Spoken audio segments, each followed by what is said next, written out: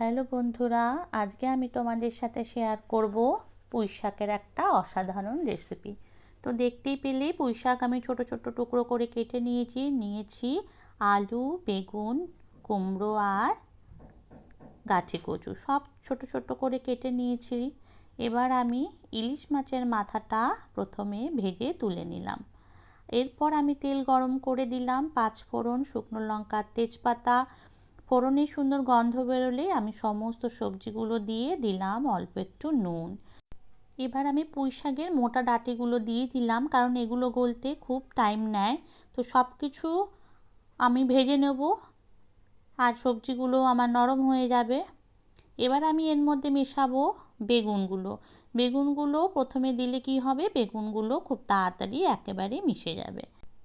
দেব বেশ খানিকটা হলুদ গুঁড়ো দিয়ে আবার খুব ভালোভাবে মিশিয়ে নেওয়ার পর সমস্ত পুঁই পাতাগুলো দিয়ে দেব। দিয়ে খুব ভালো করে মিশিয়ে নিয়ে আমি ঢেকে ঢেকে রান্না করে নেব। এতে কি হবে, শাক পুরো নরম হয়ে আসবে। তো বন্ধুরা, যেহেতু খুব শর্টে ভিডিওটা বানিয়েছি, আমি আর ঢাকা দিয়ে দিয়ে রান্নাটা দেখালাম না। এবার আমি ইলিশ মাছের মাথা দুটো দিয়ে দিলাম, আবার মিশিয়ে নিচ্ছি। তো দেখুন বন্ধুরা, আমার শাক কতটা নরম হয়ে এসছে। দিয়ে দিচ্ছি প্রয়োজন মতো নুন আর মিষ্টি আর কাঁচা লঙ্কা চেরা। এইভাবে রান্না করলে শাকটা অসাধারণ খেতে লাগে।